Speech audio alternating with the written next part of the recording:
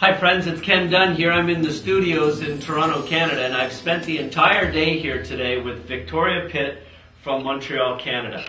And I've got to say, I'm absolutely excited to have Victoria as a new friend. First of all, thank you very much for being here today. Thank you. Nice to meet you. Yeah, you too. It's a pleasure. Well, listen, let me tell you how it happened. And it's the power of social networking. Victoria reached out to me about a week ago on Facebook. She'd seen a couple of the posts that I'd done on Facebook and on my leadership blog, kendunnleadership.com.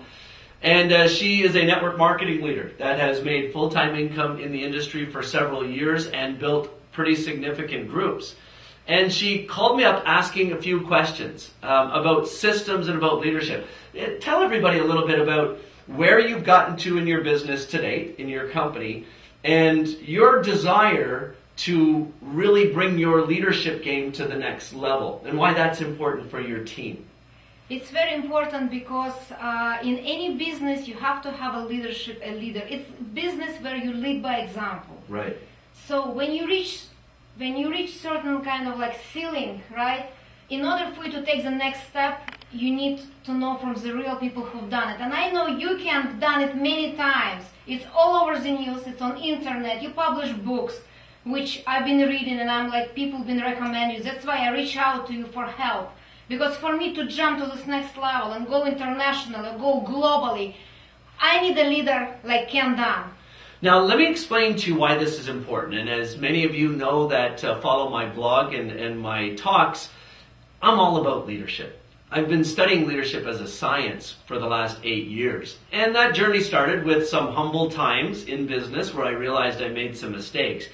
But as I've read books and listened to CDs and worked with my own mentors, it has become crystal clear when I come across an individual who truly is seeking that higher level of understanding or to bring their own skills to the next level. And what impresses me the most about Victoria, you know, as a leader with the accomplishments that she has behind her, in her last 2 companies, she was recognized globally as the top recruiter in those companies.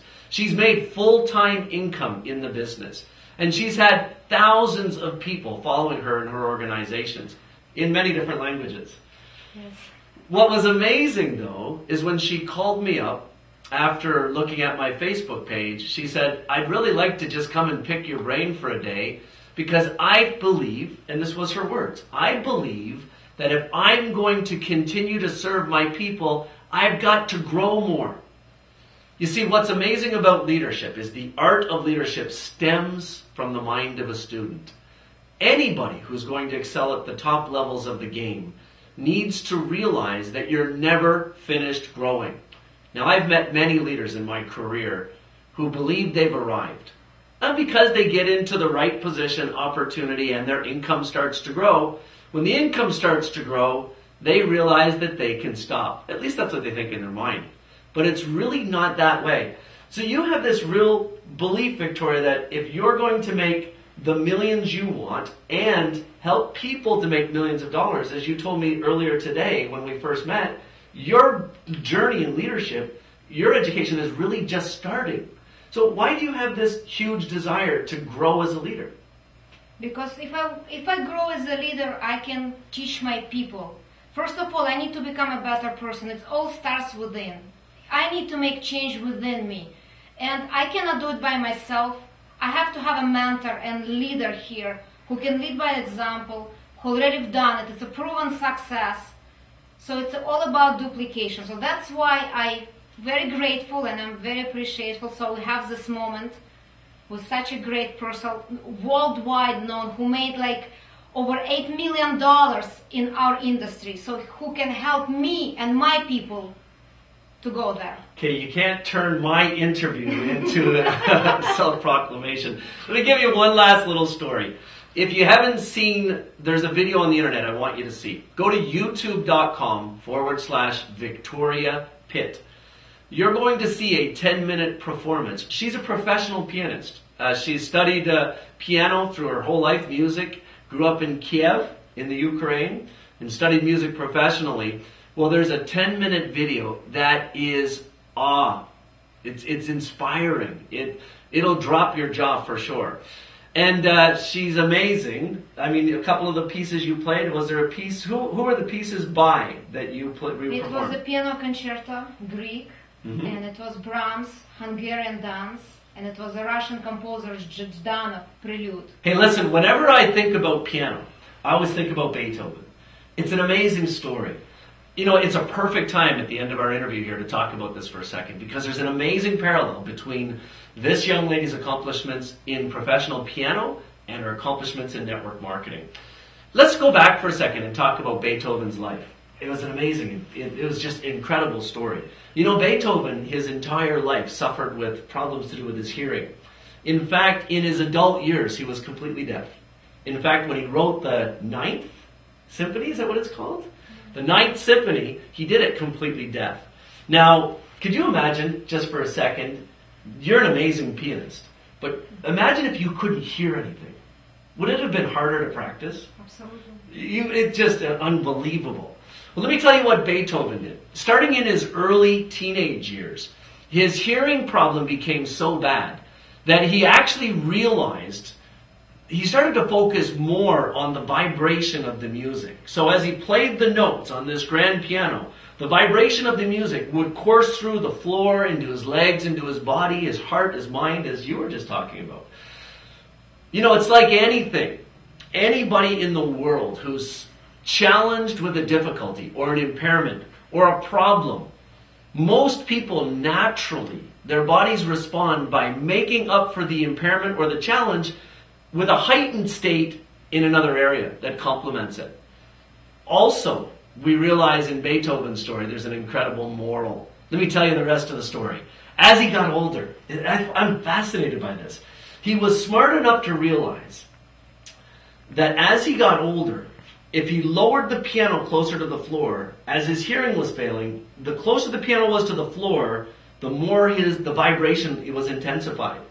You know, I can't wait for you one day to meet one of my best friends, actually my best friend in the world. The man who taught me everything about network marketing is a man named Juan Carlos Barrios from Querétaro, Mexico. He's also a professional pianist, and he first told me this story. And what he told me was, as Beethoven was getting older and the hearing was failing, he literally kept cutting the legs on the piano so it was down lower. And he literally kept adjusting the legs on his seat so it was down lower. And he kept going down and down. And then eventually it was at the point where he sat on the floor. And he wrote that amazing Ninth Symphony. You know how it goes, right? Is this the one? Da, da, da, da. Is that the one?